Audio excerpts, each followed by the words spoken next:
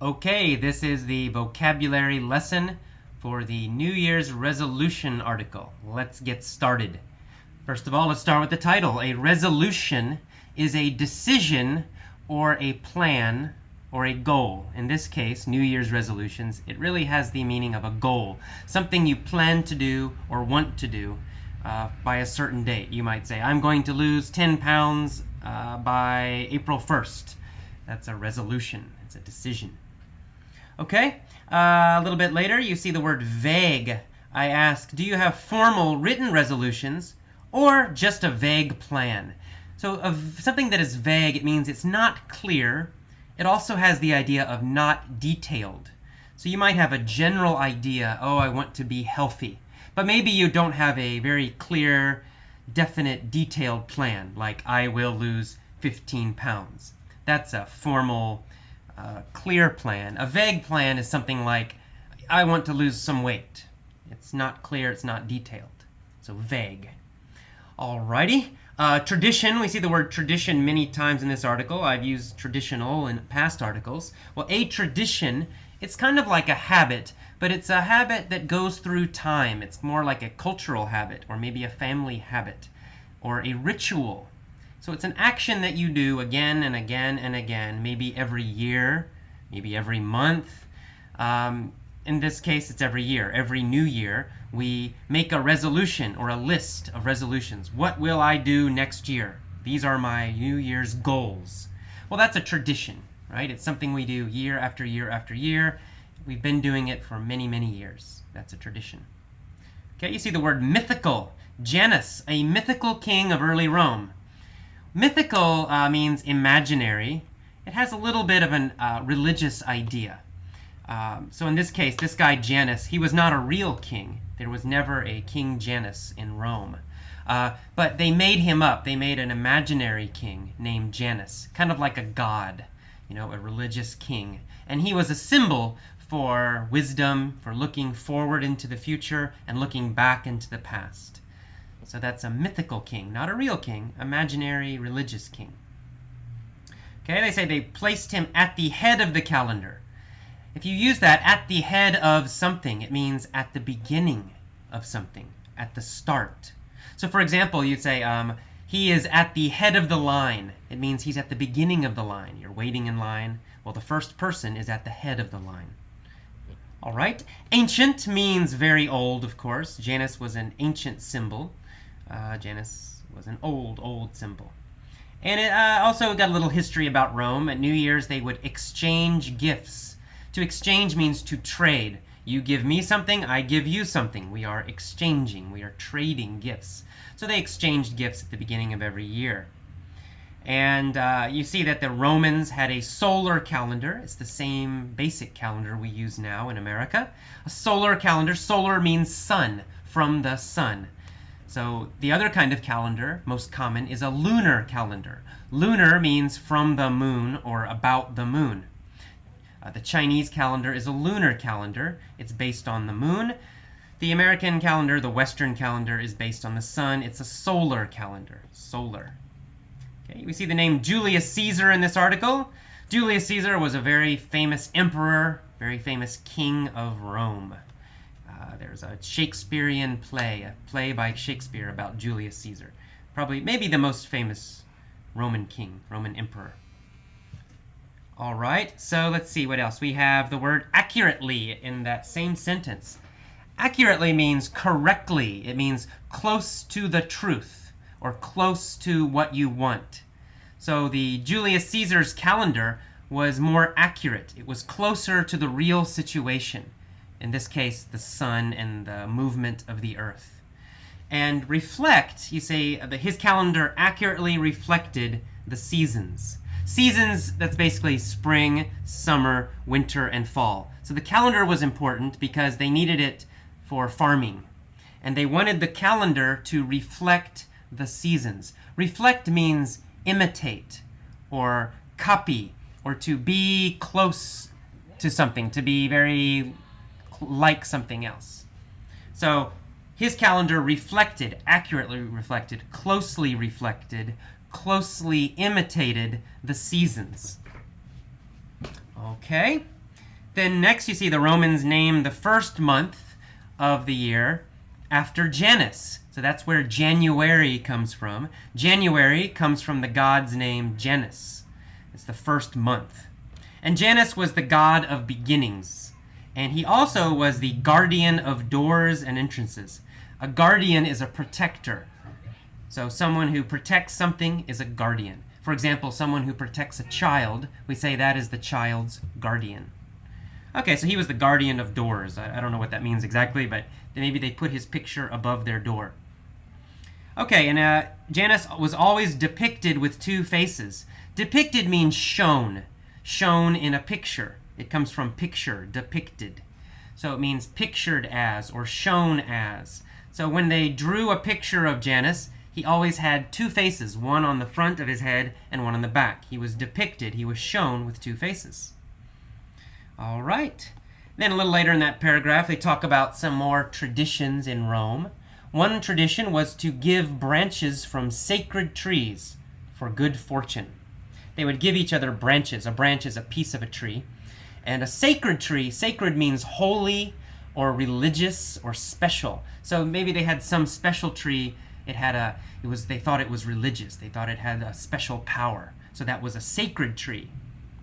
And they gave these branches for good fortune. Fortune means luck, good luck. So you give each other these little pieces of trees for good luck. Hope you have good luck next year. Here's a piece of a sacred tree, a holy tree, a religious tree. All right. We also see the word imprinted. The coins in Rome were imprinted with gold, with the god Janus. So maybe it's a gold coin. It has the god Janus imprinted. Imprinted just means printed. It's the same basic idea as printed. It means to write or to press something onto a page, in this case onto a coin. All right, we see the word commitment. A New Year's resolution is a commitment that an individual makes. A commitment is a strong decision to do something. It's not a normal decision, it's very strong. I will do this. Absolutely 100%. I am making a commitment. So a commitment is a decision to do something, and it's very strong. We also see the word habit. A habit is something you do again and again and again. You usually don't think about it. It might be good. Exercise can be a habit. If you always exercise every day, that's a good habit. If you smoke cigarettes, that's a bad habit, right? You smoke them all the time. You're doing it every day, but it's a bad habit. It's not healthy. Okay, and then it says that often a lifestyle change that is interpreted as advantageous. That's one kind of commitment, one kind of resolution. People make a lifestyle change, a change in the way they live. They interpret this change as being advantageous. To interpret means to understand something or to think about it in a certain way. Okay, so to interpret it means to understand something a certain way. It can also have an idea of translation. If you interpret one language into your language, it means you understand that language in your own language. If I interpret Spanish to English, it means first I see the Spanish, but then I change it to English, and that's how I understand it. I interpret it that way. Okay, and advantageous means helpful or good or beneficial. So advantageous means it's good for you. Say this is advantageous, it means this is good for you. It will help you. Okay, so most resolutions, most New Year's resolutions, most New Year's goals, you think you do want to do something that will help you, that will improve your life. Okay, in the next page of the learning guide, we see go into effect. Most commitments on New Year's go into effect on New Year's Day. Go into effect means begin or start. It's pretty simple, actually. So if something goes into effect, it starts working, it starts happening. It goes into effect. And to remain means to stay, to not change. It can mean stay in one place if you're talking about location, or it can just mean the situation does not change. It remains the same, stays the same. All right, to achieve means to do something, to accomplish a goal, to reach a goal, to do something you wanted to do. That's achieve.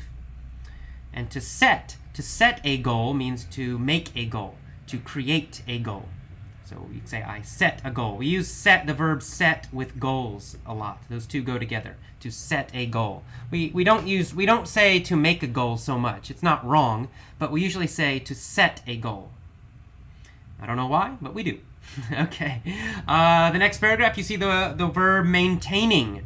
That many New Year's resolutions involve maintaining peak vitality, physical fitness, or appearance. Maintaining means to keep something the same. So you're working so that it will stay the same. So it's not really improving and it's not getting worse, but it's staying the same. For example, you maintain your car. To maintain your car, sometimes you must fix it. You must give it oil. You must change the tires.